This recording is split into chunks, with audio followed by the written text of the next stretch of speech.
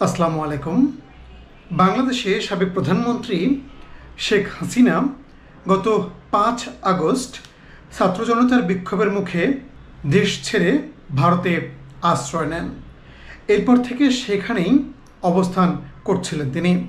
তবে সম্প্রতি একটি খবর খুব ভাইরাল হয়, তা হচ্ছে ভারত ছেড়ে সংযুক্ত আরব আমিরাতের দুবাইয়ে আশ্রয় নিয়েছেন শেখ হাসিনা।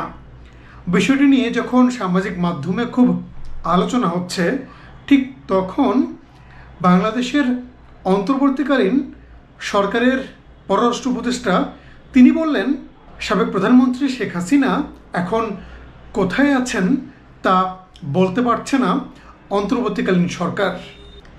তার এই মন্তব্যের পর কিন্তু আবারও সমালোচনা শুরু হয়েছে।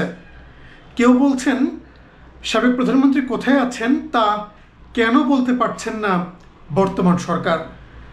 আবার অনেকে বলছে যে ইন্ডিয়া থেকে যদি দুবাইয়ে শেখ হাসিনা চলে যান তাহলে তিনি কোথায় আছেন সেটা নিশ্চিত হওয়া দরকার।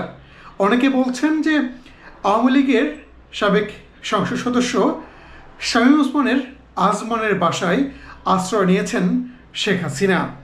ঠিক এই নিয়ে যখন আলোচনা তুঙ্গে, ঠিক তখন বিবিসি বাংলা একটি প্রতিবেদন করেছে। সেই প্রতিবেদনে বলা হচ্ছে শেখ হাসিনা এখনও ভারতে অবস্থান করছেন। আমরা প্রতিবেদনটি একটু দেখে আসতে চাই।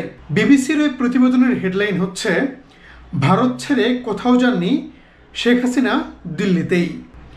শেখ হাসিনা দিল্লি ছেড়ে মধ্যপ্রাচ্যের কোনো দেশে চলে গেছেন, এই জাতীয় সব খবরকে সম্পূর্ণ ভিত্তিহীন বলে উড়িয়ে দিয়েছেন ভারতের শীর্ষস্থানীয় সরকারি কর্মকর্তারা। দিল্লি থেকে বিবিসি বাংলার সংবাদদাতা জানিয়েছেন তিনি গত 48 ঘন্টায় বিষয়টি নিয়ে ভারতের পররাষ্ট্র স্বরাষ্ট্র মন্ত্রণালয়ের একাধিক সূত্রের সঙ্গে কথা বলেছেন এবং তারা প্রত্যেককে নিশ্চিত করেছেন। তবে দিল্লিতে ঠিক কোথায় অবস্থান করছেন তা ভারত আনুষ্ঠানিকভাবে কখনো জানায়নি। নয়াদিল্লি বলছে শেখ হাসিনা গোপনে সংযুক্ত আরব আমিরাতের মতো কোনো দেশে পাড়ি দিয়েছেন এসব খবরকে উপেক্ষা করতে। তার মানে তাদের মতে শেখ হাসিনা এখনও ভারতেই অবস্থান করছেন।